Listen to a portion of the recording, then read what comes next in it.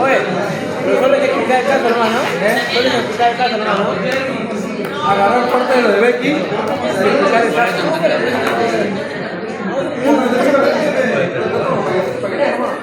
¿Cuál? ¿Qué parte? ¿Conclusiones? Mira, referencias. Ya hablado.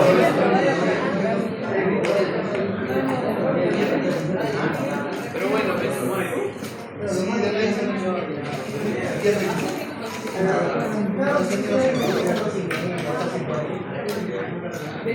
Somos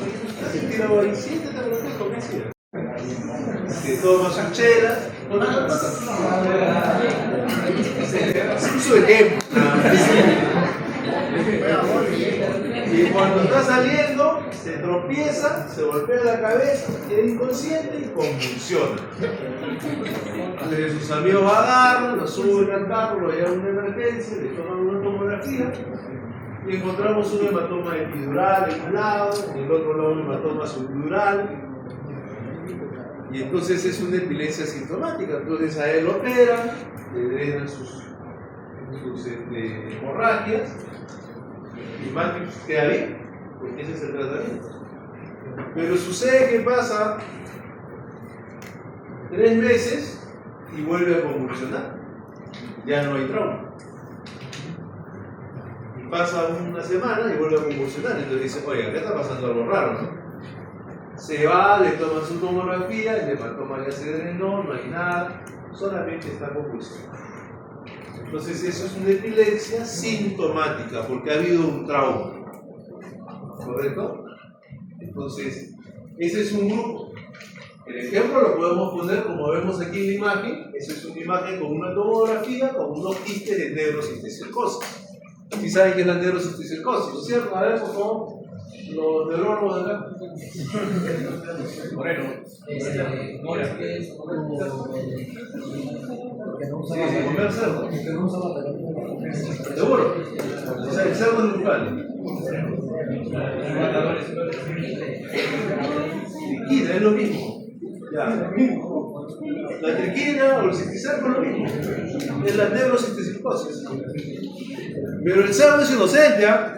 Los cerdos somos nosotros, que le damos de comer basura y las alimentamos con cosas que tienen aguas hervidas y entonces se contaminan con sus huevos y todo eso. Somos nosotros.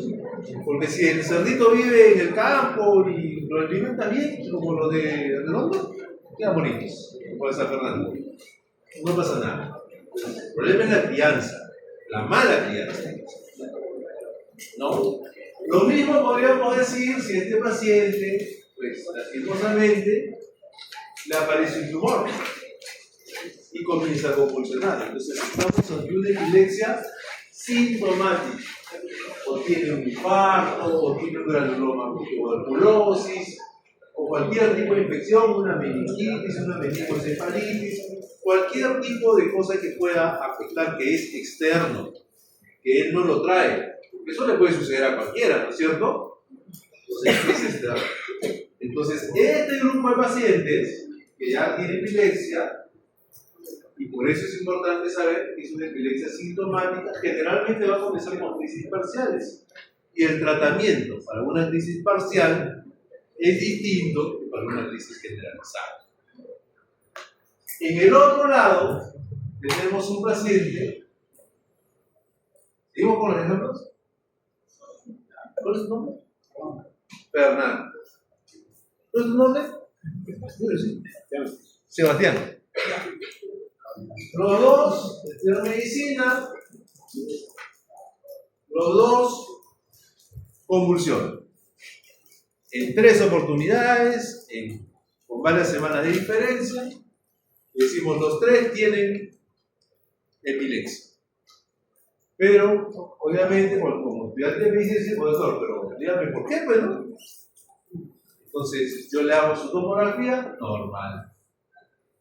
Le hago su resonancia, normal. Pero yo no le voy a decir, oye, Sebastián, está sano, compadre. Y de repente comienza a convulsionar en mi cara. Entonces, el diagnóstico de la epilepsia es clínico. Los exámenes son auxiliares. Por eso no nos van a reemplazar a los neurólogos, Fernández y Ucuyú, por lo que no quieren el neurólogos. ¿Se dan cuenta? Son auxiliares. Y por eso al médico peruano lo respetan afuera, porque nosotros somos clínicos evidentemente. Ahora menos, pero antes más. Con pocos recursos tenemos que diagnosticar. Pero ¿qué pasó con ellos? Entonces yo comienzo a hacer mi historia, como íbamos a hacer biología, ¿no es cierto? ¿Qué le preguntarías tú que te estás durmiendo desde la neurología? Párate, para que te despiertes, párate. Párate. Así vas a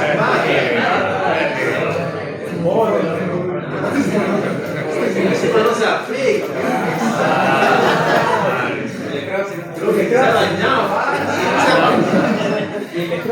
¿No? ¿Qué le preguntas? Yo lo primero que le preguntaría es a él.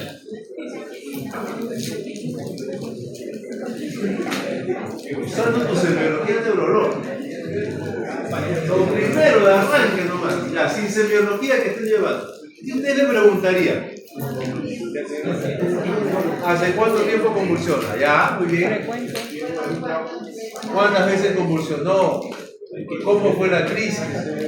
Si él no se acuerda, a los familiares. Pero algo más que es importante para poder saber su causa. ¿Qué cosa le preguntarías? Si tiene antecedentes familiares, claro.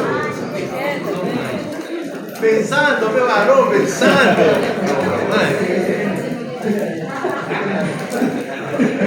Ahí está. Y plateando, porque ahí está. Porque si él tiene antecedentes familiares, estamos ante una epilepsia genética, porque hay herencia, ¿cierto? Y le preguntábamos a Sebas y Sebas dice que no.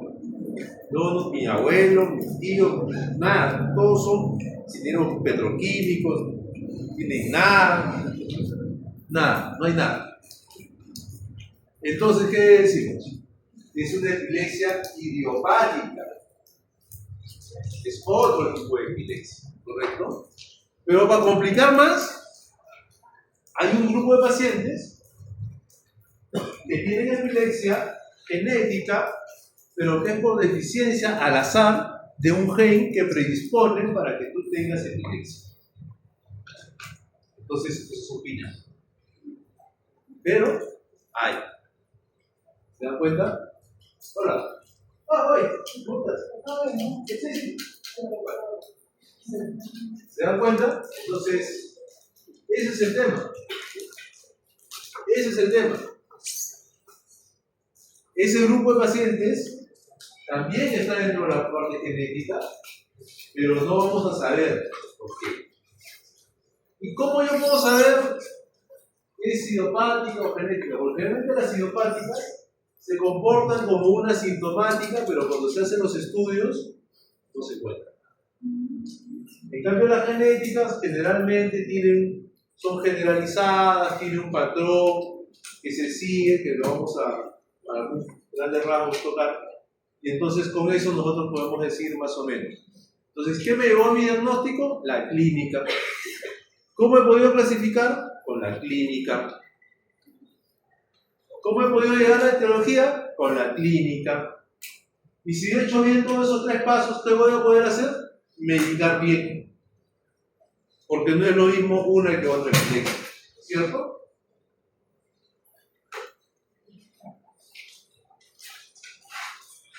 Bueno, esto es un poco lo que estábamos hablando. Estos son los hallazgos normales en un electroencefalograma y estos son los hallazgos anormales.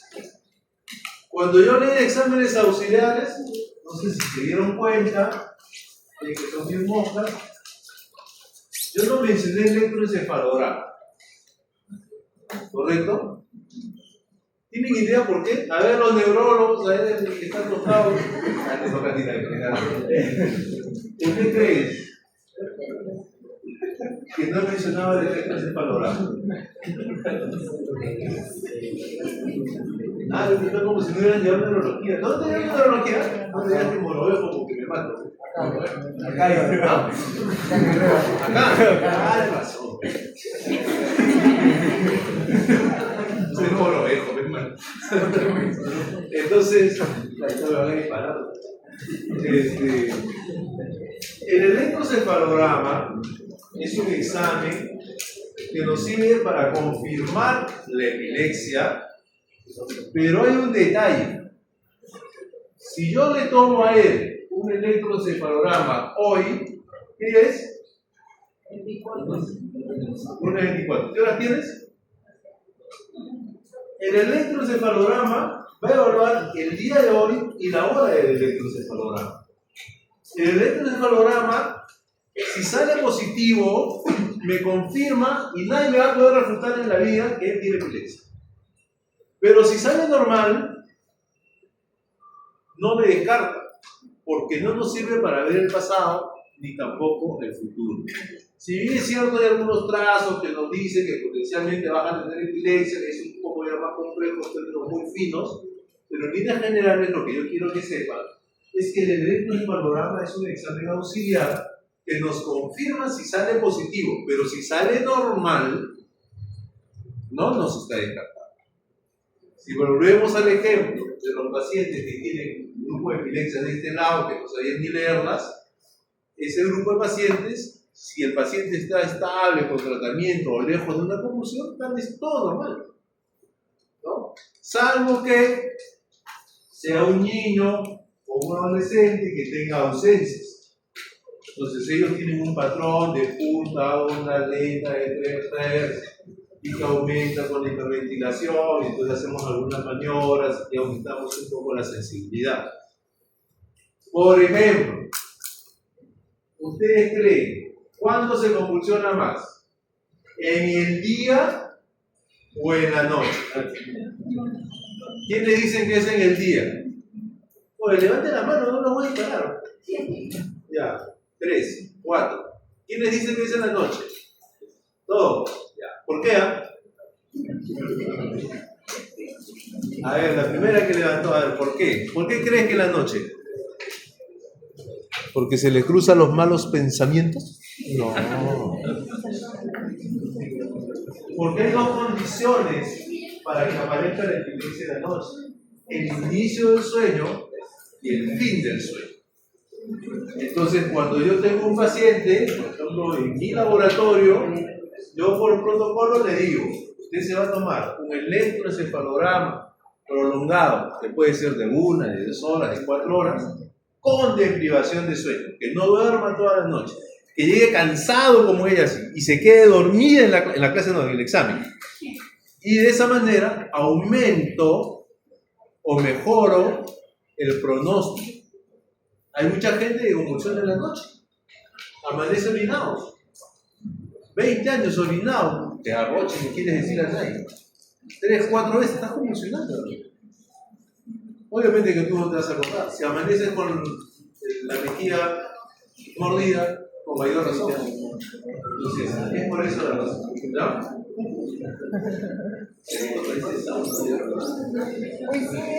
Bueno, ahí son algunos. Ya. Se clasificó la epilepsia en diversas formas, en diversos colores. ¿Cómo se llama? Tenía su clasificación. ¿Cómo te llamas tú?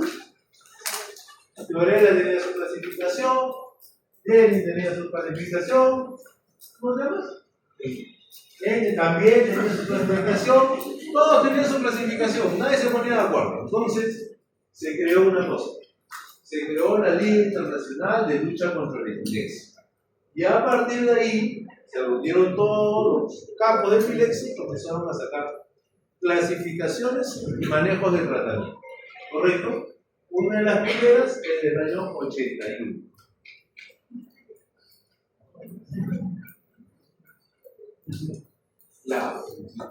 En forma general han ido cambiando mucho estas clasificaciones, pero seguimos usando esta de aquí que es de 2017, que es la más sencilla realmente, que básicamente habla de una crisis generalizada. Para que una crisis sea generalizada, se tiene que haber compromiso del estado de conciencia. O sea, te tienes que desmayar o estar en un estado con una ausencia que tú estás con los ojos moviendo, y te hablan, te mueven y tú no te puedes dar cuenta de ello. ¿Correcto? Entonces, ese grupo son las crisis generalizadas. Hay otras que su inicio es focal. Comenzamos con la crisis en un brazo, sube a todo mi cuerpo y de ahí se generaliza, ¿no? Entonces, esas son las focales. Y hay las mixtas que tienen ya mapas, ¿correcto? Eso es importante también para el tratamiento. Entonces, cuando hablamos de epilepsia, podemos clasificarlos, ¿no? Fisiopatológicamente, anatómicamente, por el lugar que se está comprometiendo. Podemos clasificarla a través de las vías que están comprometiéndose y también a las respuestas o según los patrones del electroencefalograma o de la clínica que podamos ir encontrando, ¿no? ¿Y para qué nos sirve todo eso? Para poder medicar bien, ¿correcto? El ejemplo más clásico de esto, por ejemplo, es la epilepsia tipo ausencia. La ausencia, que generalmente afecta a los niños entre 5 y 12 años, es un tipo de crisis que se caracteriza por el movimiento de los ojos, ¿no? Entonces el paciente está así, dice, comienza a pestañear 20-30 segundos, y de ahí sigue haciendo su actividad. Es más, él puede estar escribiendo algo bueno y de repente comienza y se queda ahí, inmóvil. Pasan 20-30 segundos y como si nada. Le tiraste una mota, todo, ni cuenta se ve, ¿no? Entonces, ese tipo de epilepsia, que es una ausencia, si tú la medicas mal y la medicas como una crisis parcial y le das carbamazepina, se convulsionaba 3 veces al día, va a convulsionar 10. Pero si tú la medicas adecuadamente, va a dejar de convulsionar. Entonces, por eso es importante.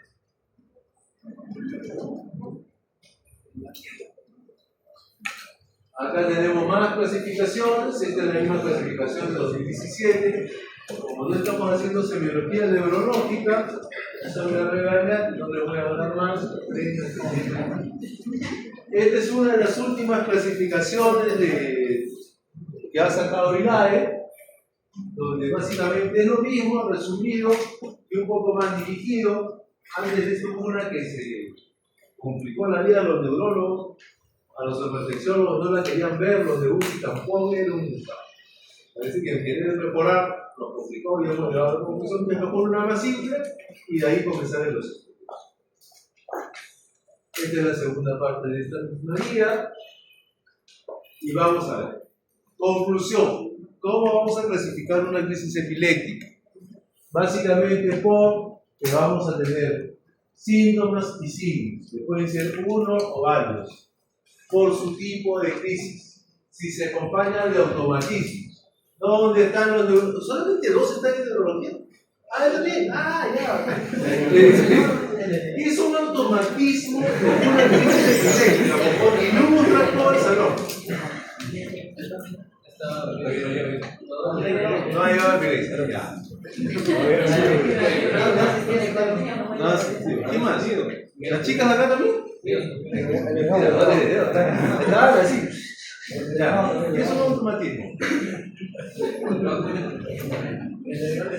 Estamos haciendo anatomía, estamos haciendo fisiología y estamos llegando recién a fármacos. ¿Qué es un automatismo? Automatismos son algunos movimientos involuntarios que preceden o que son parte de una crisis. Por ejemplo, ustedes ven un paciente que está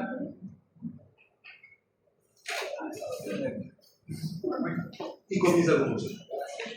Tiene un automatismo orofacial. Ya paso de casi saliendo.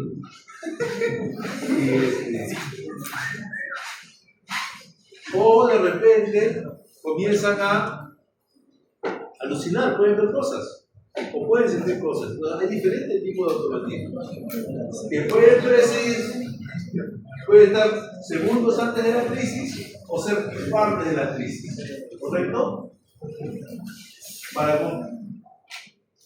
Para complicar un poco más, también hay automatismos autonómicos. Sudoración, taquicardia, bradicardia. A ver, ¿quién sabe qué es una cocina surte? Para que me define. Es una crisis elástica. Una crisis elástica. A ver, los neurólogos acá de realidad que son los más. A ver, no googlees, pero no sea amigo. Las crisis elásticas son las crisis de la risa. Son pacientes que se comienzan a reír y después comienza la crisis o simplemente se ríen. ¿Ya se acordaron? ¿Y dónde está la lesión? Anatomía. ¿Dónde? ¿Dónde han enseñado? ¿Dónde te han enseñado?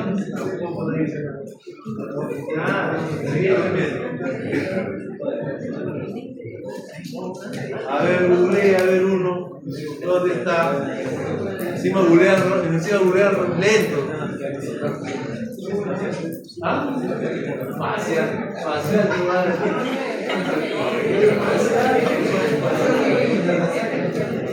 me gustan después, ¿ya? Entonces, hay ese tipo de crisis. Generalmente estas crisis se ven en pacientes que tienen un daño severo. Pacientes con parálisis cerebral, con retardo, también chicos con TEA severos. Son crisis de difícil manejo, ¿no?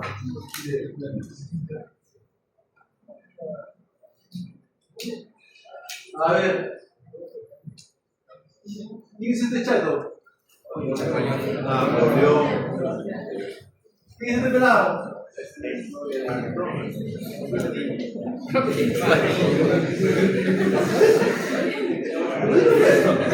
Stalin.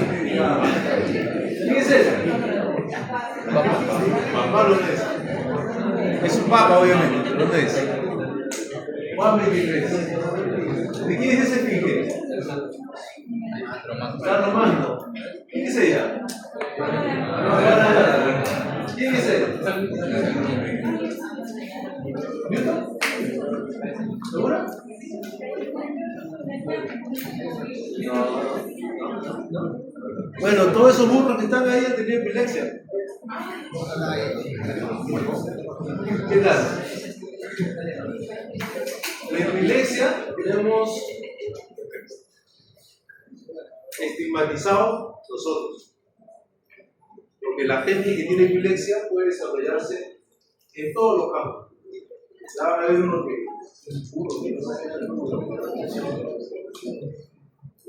entonces ya hablamos de la actividad normal. Para complicar más, si tenemos una crisis del lóbulo frontal, puede ser distinta de una crisis del lóbulo temporal, que una crisis del lóbulo occipital, que una crisis del lóbulo parietal. Cada tipo de crisis tiene una característica clínica distinta. Por ejemplo, las frontales son predominantemente nocturnas, que se acompañan de movimientos intensos, distonías de brazo, pedaleo, movimientos de pierna como si estuvieran pedaleando, intensas, se levantan, se agitan. La única forma de identificarlo es como un video electroencefalograma. Una crisis occipital puede pasar desapercibida porque el paciente comienza a tener escotomas o alteración de la visión y después puede ser una crisis convulsiva. Las crisis temporales son las que tienen muchos automatismos, suelen, si no ser en ese momento, podrían desarrollar a ser crisis complejas, resistentes a los tratamientos anticonvulsivantes. Y si es una crisis de los lóbulos parietales, básicamente el ecosistema parietal, la zona motora, la zona sensitiva. Sensitiva, entonces va a tener adormecimientos en el territorio occipital.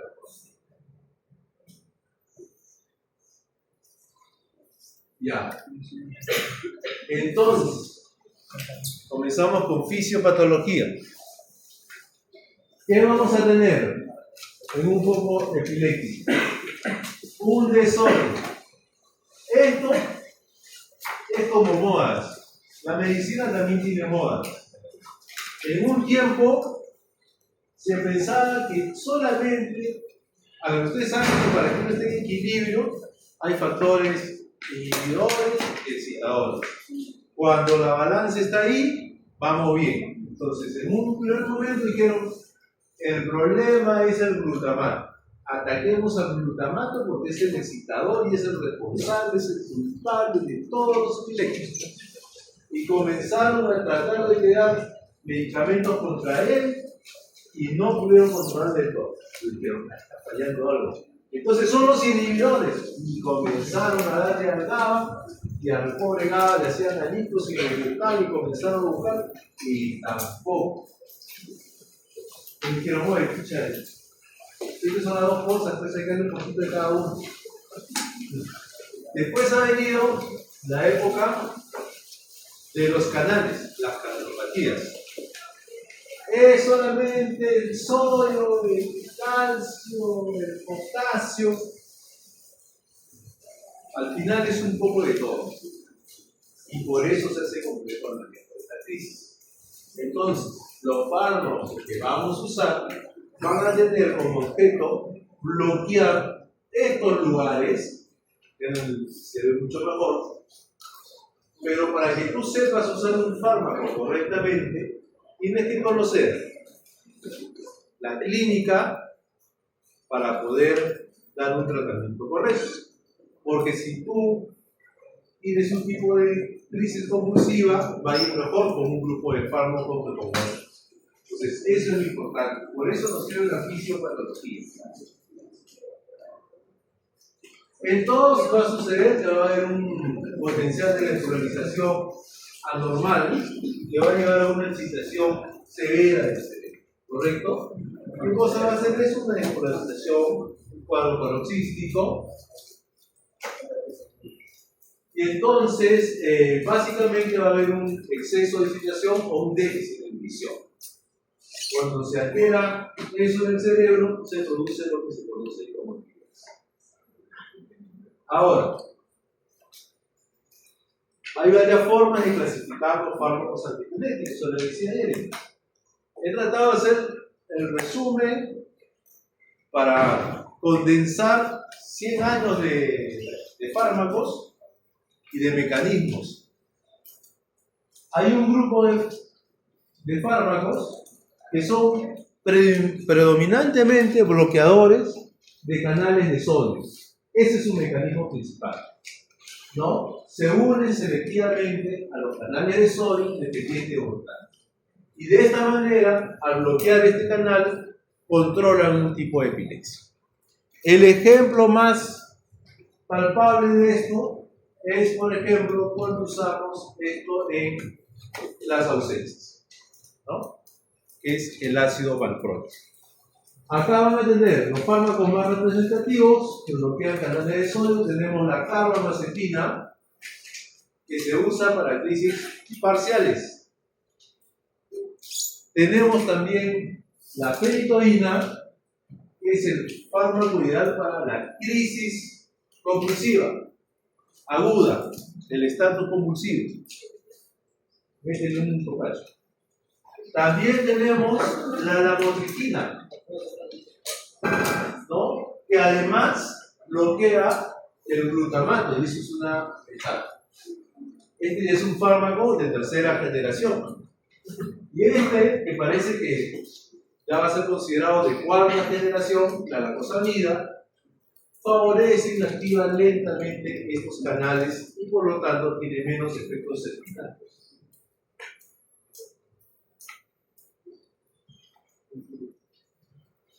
Hay otros que actúan en los factores inhibidores y entonces ahí tenemos a las benzodiazepinas como el principal grupo de fármacos, ¿no es cierto?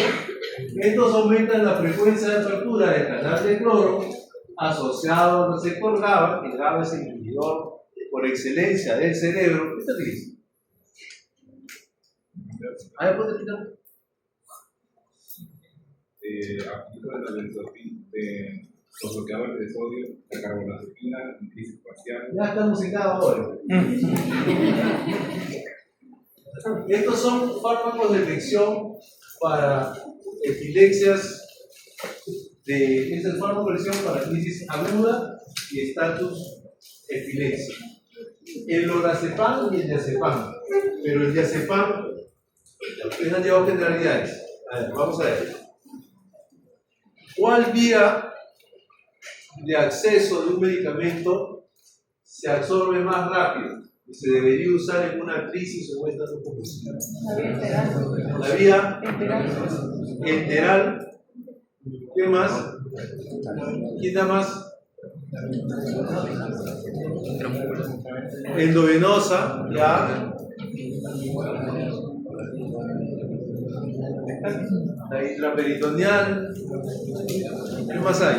Sublingual. ¿Qué más hay? La rectal. ¿Cuál es más rápida? La rectal. Fármacos antiepilépticos, la rectal es de elección. Se usa en países desarrollados el lorazepam más que el diazepam. Acá, como no tenemos costumbre ni tenemos fármacos para usarlos por esa vía, usamos la endovenosa y básicamente usamos el diazepam.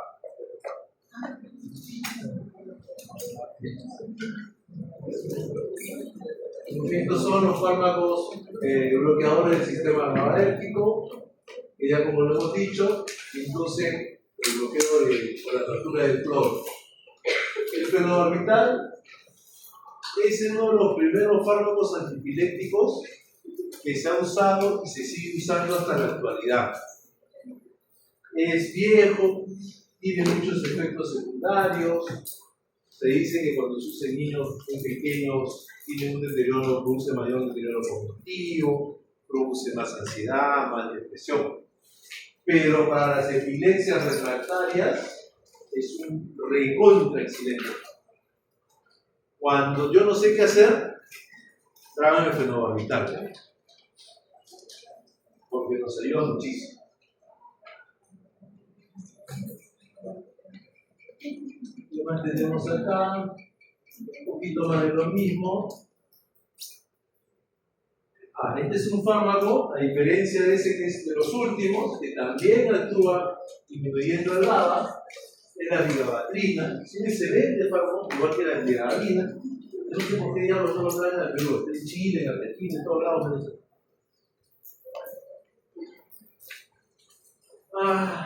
También hay unos canales que ustedes conocen muy bien, los CAT2 y el SB2A. Estos canales, básicamente, tenemos a la etosuximida.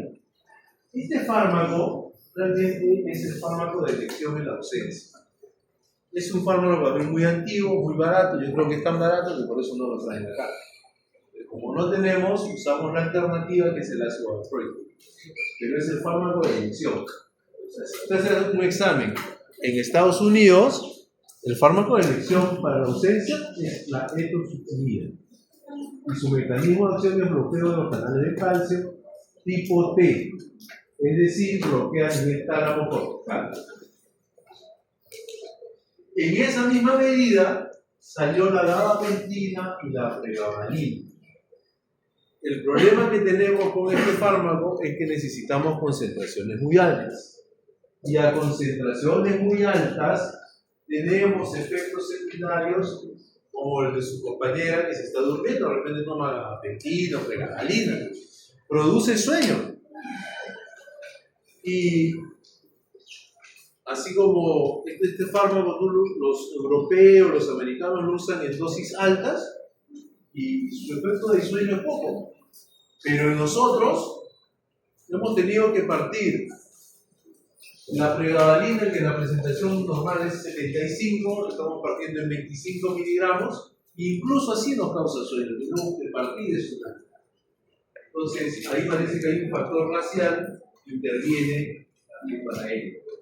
Entonces, en la actualidad, como para este medicamento necesito dosis altas, y en dosis altas hay mucho efecto secundario, ya no se usa para la epilepsia. Se está usando para manejo de dolor neuropático. Porque hay una vía que comparte que bloquea.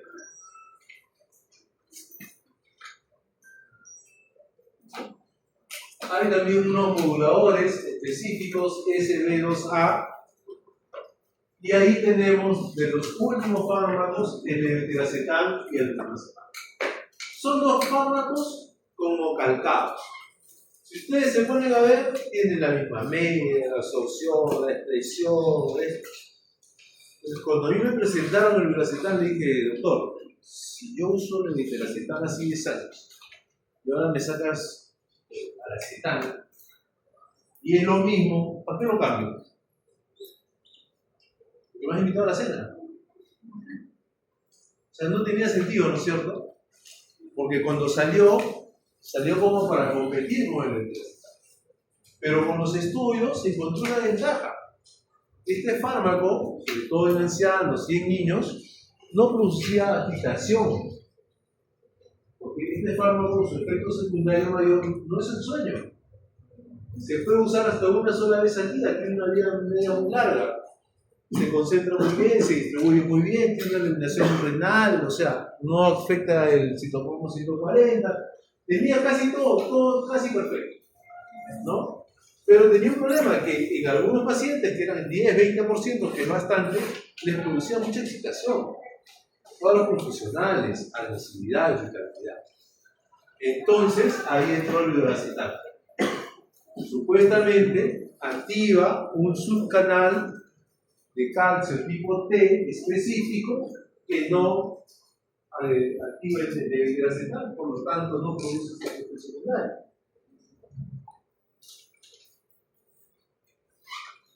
Dentro de los fármacos de amplio espectro y que muchas veces nosotros decimos lo podemos usar tanto en una crisis parcial como en una crisis generalizada, está el valproico y el topiramate.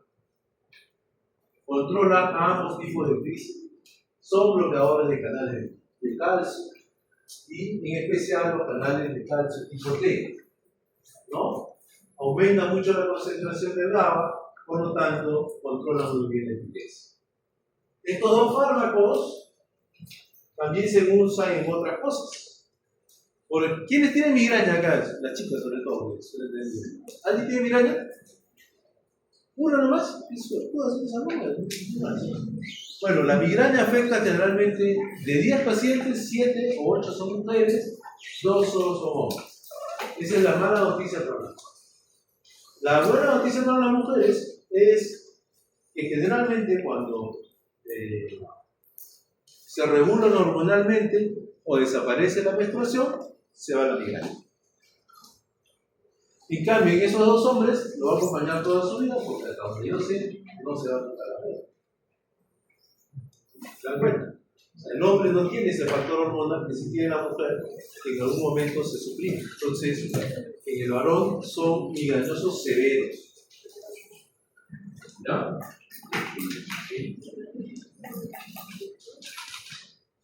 Entonces hay fármacos bloqueadores de canales de sodio, bloqueadores de canales de calcio, a nivel de bloqueadores de receptores glutamatergicos y condensadores de GABA. De eso hemos estado hablando básicamente. El resumen de la clase está ahí, de farmacología. Ese es el resumen. Ustedes ven arriba, canales del sodio, cuáles son los fármacos, los que están en negrito son su mecanismo principal. Y tú vas viendo cómo va afectando, cómo va bloqueando selectivamente. Por ejemplo, acá están las benzodiazepinas en el postsináptico para bloquear la absorción de GABA. Al haber más GABA en la hendidura, entonces hay mayor inhibición de la actividad química. ¿Ese es un ejemplo? ¿El de acá? No, básicamente los que son postsinápticos bloquean para que tengan mayor disposición en esta hendidura y se compense el mecanismo. Los que están arriba es al revés, se bloquea su secreción, se disminuye su secreción porque son básicamente derivados del glutamato. Entonces ahí tenemos el resumen.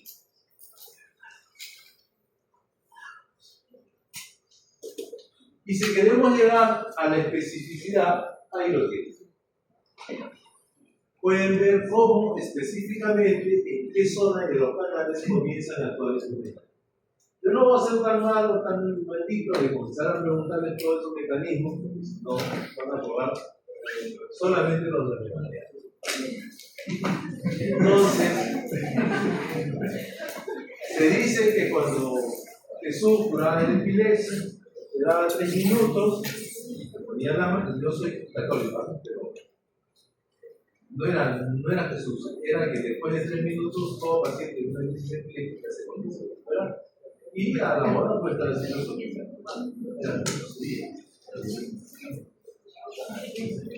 Y ahí tenemos los fármacos según su año de aparición. ¿Correcto?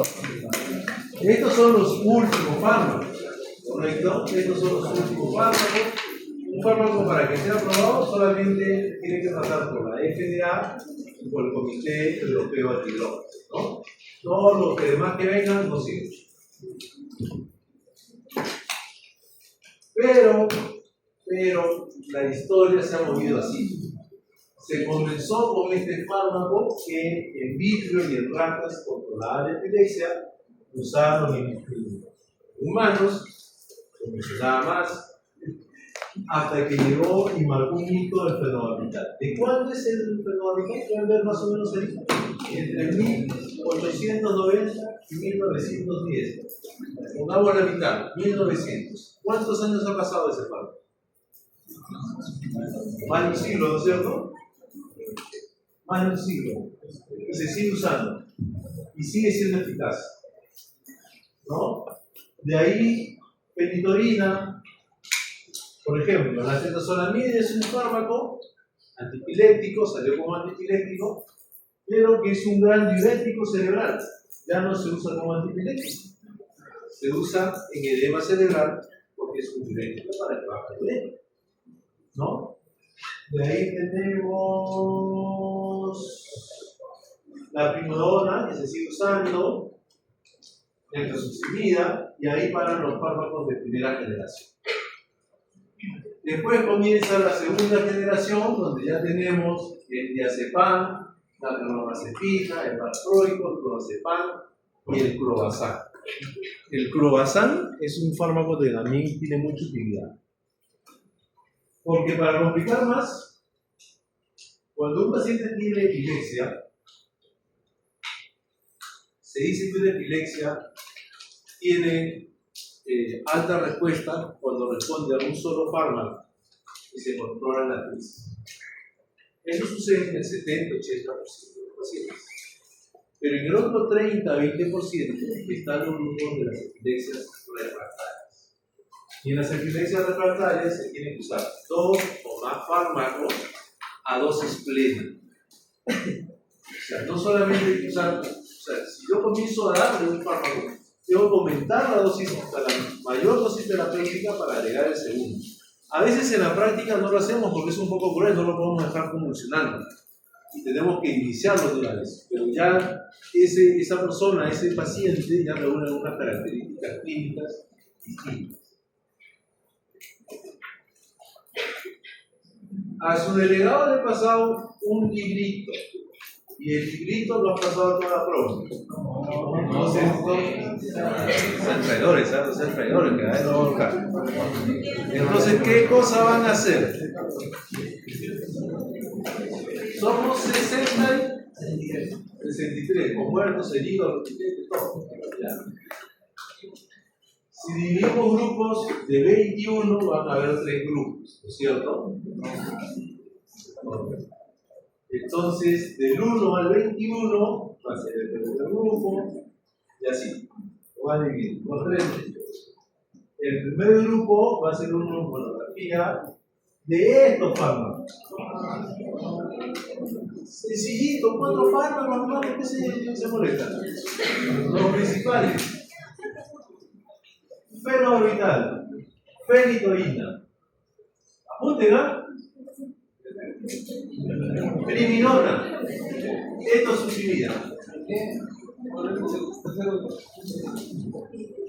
fenobarbital, fenitoína, acetazolamida, primidona, etosuximida. Yo no quiero que me pongan como el Woman, la historia del fármaco, no. Yo quiero que hagan una hojita donde pongan modo de absorción, eliminación, todo lo que es. Te va a mandar mejor un modelo para que por eso se lo porque si no cada uno va a hacer como quiera. En una hojita ponen por fármaco. Entonces eso se lo mandan al delegado, el delegado me lo manda a mí, yo veo que esté bien, que tenga puesto alguna barbaza, se lo reenvío al delegado y el delegado se lo va a mandar a ustedes. Y les va a servir para que puedan estudiar y va a ser su plan para toda su vida. ¿Correcto? El segundo grupo va a usar diazepam, carbamazepina, valproato, clonazepam y clobazam, 5 fármacos. No es difícil, ¿eh? Está en el libro, ya más fácil ya. Diazepam, carbamazepina, valproato, clonazepam y clobazam. El tercer grupo va a ser la motrigina, topiramato, levetiracetam, lacosamida y brivaracetam. El brivaracetam y el levetiracetam yo creo que no están en el fármaco. Ya lo busca, pero no sé. Entonces después lo comparten y van a saber usarlos. ¿Correcto? ¿Sí? Y no solo preguntar de la clase, porque no se han dormido. Ahora, ¿cómo se usa correctamente un fármaco antiepiléptico? Tenemos lo otro. Si tenemos una crisis focal, básicamente vamos a usar la carbamazepina, es el fármaco de eso. ¿Cuál es la opción a la carbamazepina? La lamotrigina. Y hay una más que no está puesta ahí, es la oxcarbamazepina. ¿Qué cosa es la oxcarbamazepina? Es la molécula mejorada de la carbamazepina. ¿Se da cuenta? Es la molécula mejorada, tiene menos efectos secundarios. El problema es que es más caro. Lo mejor pues es más caro. ¿Correcto? Y eso ha sido así. Las alternativas modernas a eso es el valproato que se puede usar para todo y el levetiracetam. Pero como ahora las cosas van cambiando, resulta que el levetiracetam está desplazando a todos y en este grupo. Antes solamente se usaba en adultos, ahora se está usando también en niños. ¿Correcto? En crisis generalizadas crónico-crónicas, el ácido valproico de elección, la motrigina y el amuleto de levetiracetam. En ausencias típicas, como les decía, la etosuximida, pero aquí no la tenemos, y por eso usamos la motrigina. Y cuando no hay eso, perdón, el valproico o el valproato, y cuando no hay eso, la lamotrigina. En la emergencia, cuando hay un estatus epiléptico, usamos el lorazepam, que no lo tenemos endovenoso acá, tampoco por vía oral, o sea, no hay, pero no nos queda otra que usar el diazepam. El diazepam siempre lo usamos, STAP, hasta 3 veces en la crisis del debut, salvo que se convierta en un estatus epiléptico. A ver, los neurólogos, ¿qué cosa es un estatus epiléptico? ¿Ustedes también son neurólogos?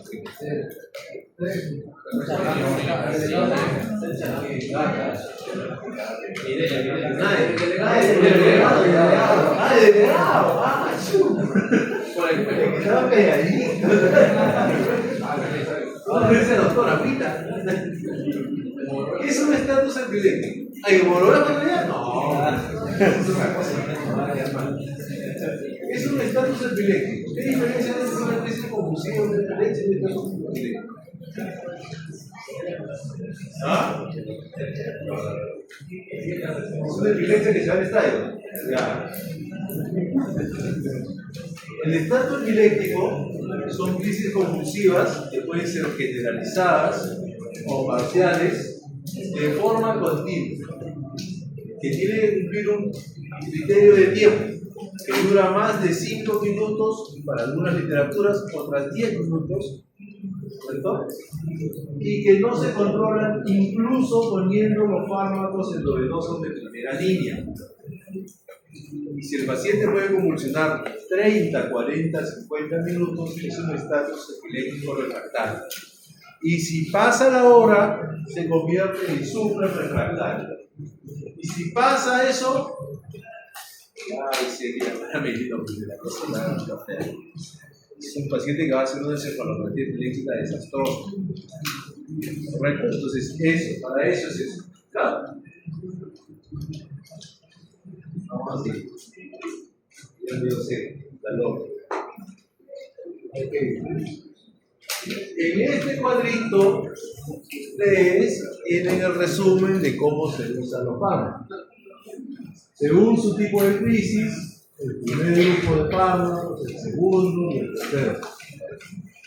Yo puedo dejar de usar un fármaco de acá si tengo un efecto secundario muy severo. Por ejemplo, en las crisis parciales, a una chica de 14, 15 años, una chica como ustedes de 25 años, yo no suelo darles ácido valproico, porque le produce poliquistosis, hirsutismo, le altera la menstruación, entonces es una maldad, ¿no?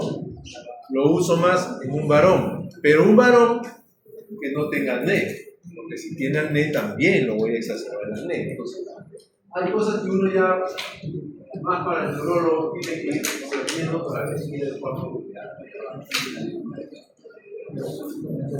Bueno, ahí están los efectos secundarios más frecuentes. La fenitoína, por ejemplo, la hiperplasia gingival, el hirsutismo, el DAX, es muy teratogénico. Ya, eso se lo dejo ahí para que lo revisen, no vaya a ser que se... Yo les voy a preguntar un caso clínico para que piensen. ¿Ya?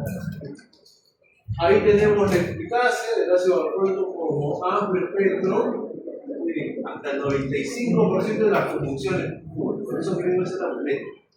Pero el levetiracetam está atropellando y cada vez está aumentando. Para las crisis parciales focales, la carbamazepina sigue siendo buen estándar, por lo tanto, la oxcarbamazepina también. Y a diferencia, la etosuximida es un fármaco solo específico para las abscesas, no nos sirve para otra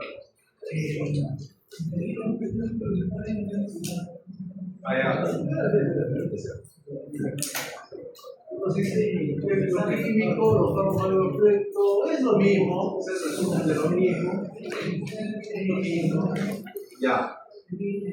Situaciones especiales. ¿Hay algún alumno de mujer que tenga niños? ¿Mamá? ¿Alguna mamá de acá? No ha venido. Hay varios casos, ¿correcto? Por ejemplo, ¿cómo te llamas? Tú la que estás buscando. Celeste, correcto. ¿Cómo te llamas? Dalia, Celeste, Daria, una más.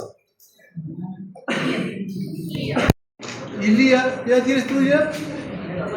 24, mira, está parejita por allá. Igualito. ¿No tiene antecedentes? ¿O no? Tú sí tienes antecedentes de que sufre de epilepsia. ¿Ya? Y no te pongas triste.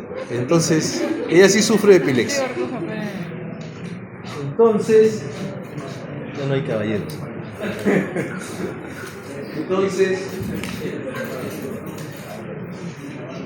¿qué vamos a hacer?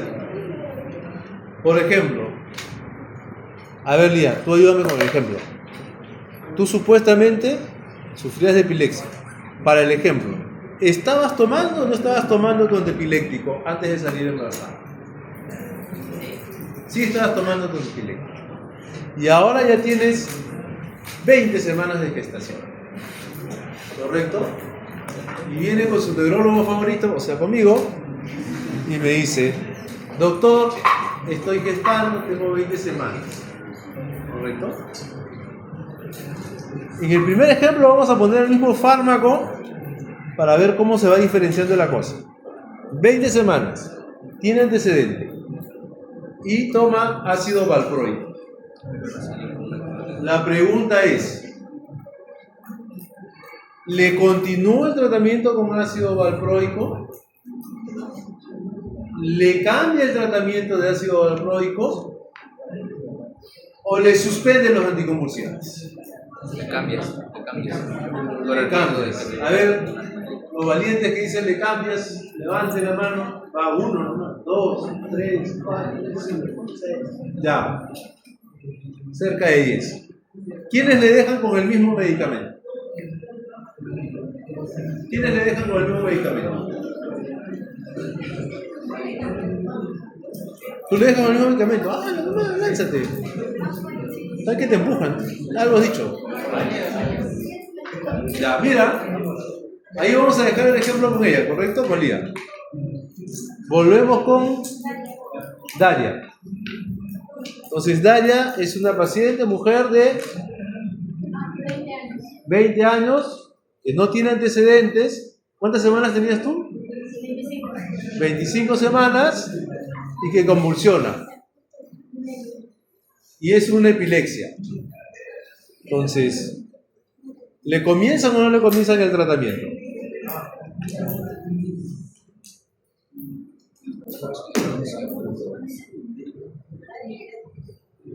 Ahí se pusieron serios ya. Y ella, que eres Celeste. Estoy cruzado, Lía, Celeste, Daria, ya. Celeste, que tampoco tiene antecedentes y todo lo demás, pero tiene ¿cuántas semanas dijimos?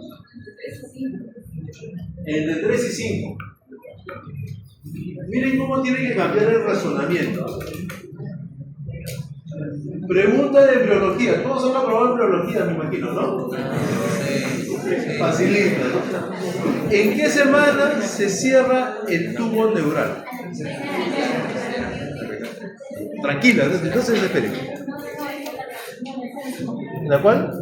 En la tercera, cuarta semana, ¿no es cierto? Ya. 21 a 28 días.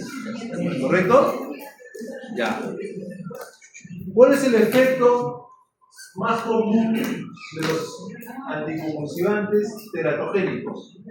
El efecto del cierre neural. ¿Correcto? Por lo tanto, si yo voy a dar un medicamento antipiléptico, ¿es lo mismo en los tres casos? No, ¿no es cierto? Entonces, que se pare Daria. Dale, porque te vean así. Es un ejemplo, estamos entre. Por favor. A Daria le darían ácido valproico. Quiero que te pares para que mires. ¿Quiénes levantan la mano? A ver. Míralo bien, míralo bien, yo sé lo que te digo. Míralo bien. A todos, ya lo miraste, ¿no? Ya. Ok. ¿Quién le daría otro fármaco? ¿Qué fármaco le darías? Levetiracetam. ¿Ah? Levetiracetam. No está aprobado en gestación. Otro. Diazepam. Diazepam, o sea, la mandas a dormir. No sé qué otro. Sí, ¿o qué? Ya. En teoría, le pueden dar ácido valproico. Pero ¿no sería mejor darle un medicamento que tenga menos efectos teratogénicos? Eso no es medicina, es razonamiento común. Hay dos fármacos que producen más teratogeneidad: el ácido valproico y el topiramato. Entonces busco un fármaco que se me acomode más a su tipo de convulsión. Si es una crisis parcial, ya no le voy a dejar carbamazepina porque es muy antiguo, le dejo carbamazepina, ¿no? Le puedo dejar levetiracetam, pero le puedo dejar la motiquina. La motiquina también tiene ahí un poquito de problemas con la terapia. Entonces, todos los que te quisieron dar ácido valproico ya los tienes anotados, ponlos en tu lista negra. ¿Estamos de acuerdo? Ya. Tú eres Lía, ¿no? Ponte de pie para que lo veas. Todos los canales. Lía toma su ácido valproico. ¿Cuántas semanas de gestación tenías? 20 semanas.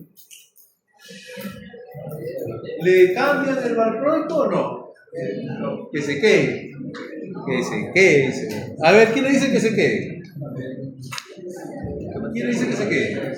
Tú solito. Los demás dicen que lo cambien. ¿A qué lo cambian, chicos? ¿A cuál? A uno. Dime pues uno, cualquiera.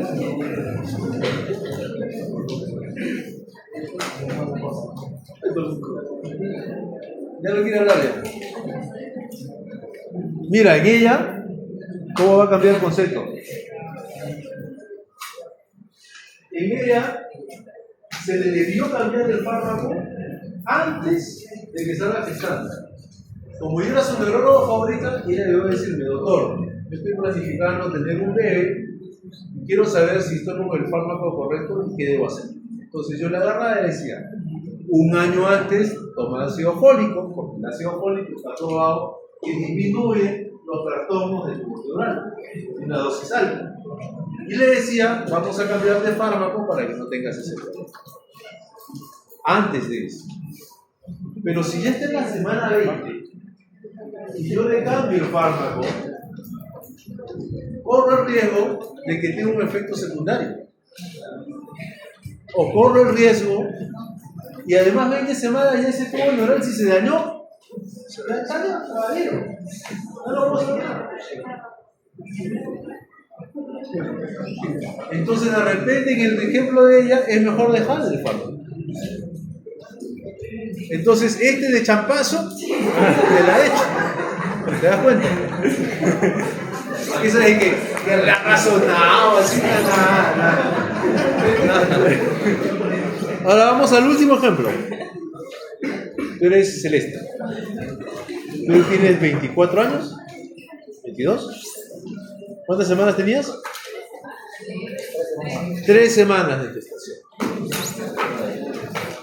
Todavía el tubo neural está ahí, pegado con baba, ¿no? ¿Sí o no?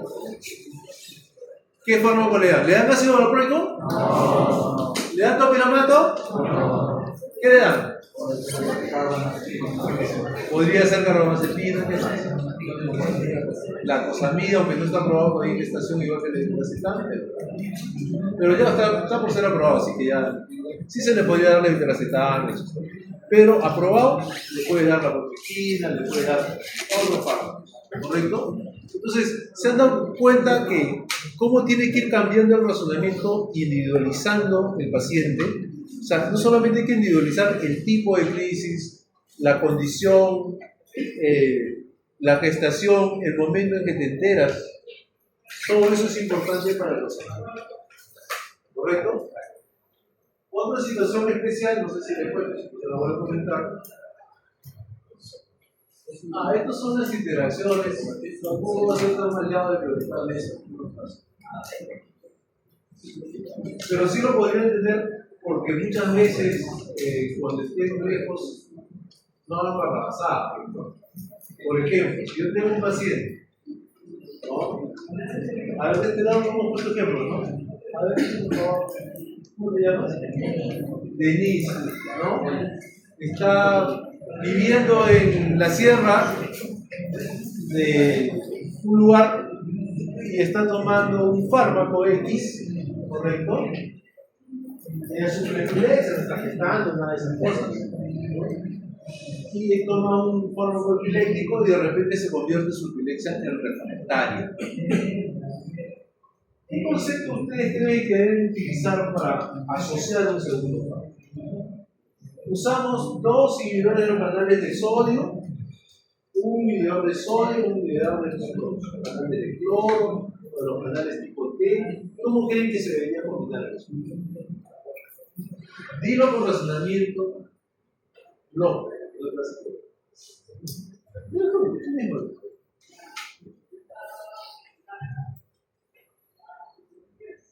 Pone 2 de sodio, pone 2 distintos. ¿Qué haces? Ya. Lo que tienes que buscar, si tienes una epilepsia refractaria, es actuar en dos puntos distintos. Porque el sodio no está siendo suficiente, entonces busco pues el canal de calcio, el canal tipo T, inhibidor del potasio. ¿No es cierto? ¿Por qué? Porque en uno estoy favoreciendo el aumento de los inhibidores, y en el otro tengo que favorecer o disminuir el glutamato, que es el excitador. Entonces, si yo actúo en niveles distintos, hay más posibilidades que pueda controlar con el segundo y no tenga que ir a un tercero ni un cuarto fármaco. Pero si utilizo todos del mismo grupo, por ejemplo, todos del grupo de neurología acá, jalao, pues. Tengo que preguntarle a otro, pues, ¿sí o no? Ya para que ya me gasto ahí. ¿Te das cuenta? Entonces, es así, o sea, tenemos que siempre usar el razonamiento lógico. No, la medicina tiene mucho de lógica, de sentido común. ¿Correcto? Ahora, otra situación especial. Ahí está más pan, si quieres se lo aprende toda de memoria. ¿Qué es ese? ¿Sufre de epilepsia? ¿Qué le parece? ¿Qué le parece? Diga así esas cosas. No, te parece. ¿Por qué? Lo paracas. O sea, nosotros tenemos la neurocirugía y la neurología en la vemos. Los paracas son una de las pocas culturas que se ha comprobado que han podido operar cerebro y han podido sobrevivir. ¿Y cómo supieron que sobrevivían? Porque hubo cicatriz. Pero, entonces, en las momias se ha podido deducir eso. Solamente hay dos culturas, una es la paraca y otra es la idea.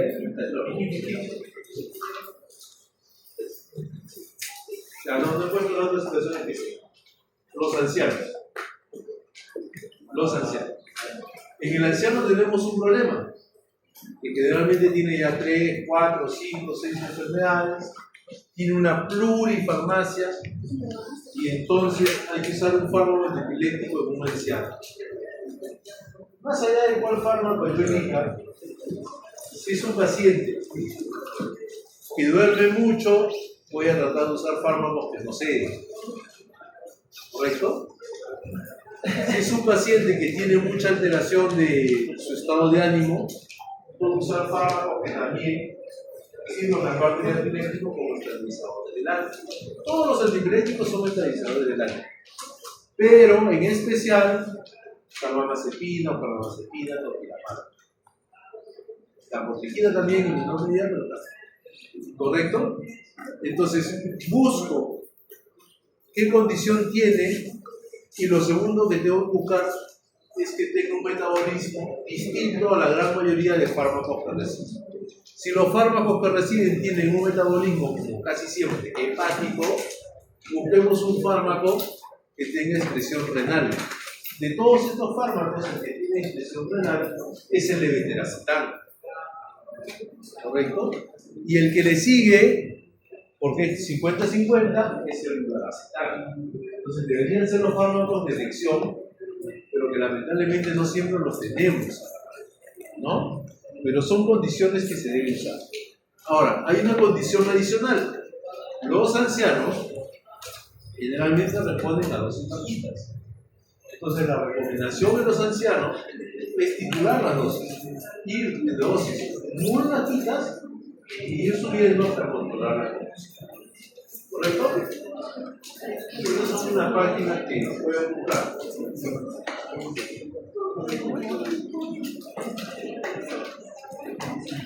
Ya. Ustedes ponen en su computadora ILAE. Ahora está en inglés, en castellano, en francés. 18 lenguas allá. La información, el 70% es gratuita. Se inscriben y pueden tener artículos de libros de epilepsia, de todo lo que es epilepsia. Entonces, esa es una página que les puede brindar y que les puede servir para que ustedes actualicen sus conocimientos. Pueden hacer cursos, que la gran mayoría son gratuitos o de bajo costo, $30, $40, para aprender a hacer diagnóstico de epilepsia, muchas cosas más. ¿Alguien de acá quiere ser neurólogo?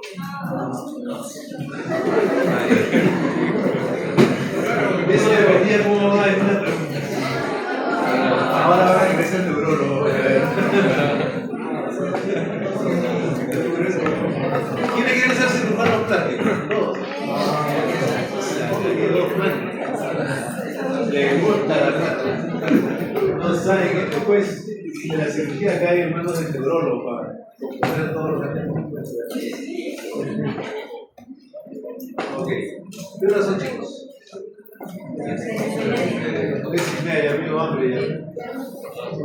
La segunda parte de esta clase es fármacos antiparkinsonianos. ¿Correcto? Vamos a ponernos con tiempo para hacerlo probablemente sábado o domingo por Zoom, ¿ya? Y le voy a mandar, por ahí les paso el video. Cuando hagamos movimientos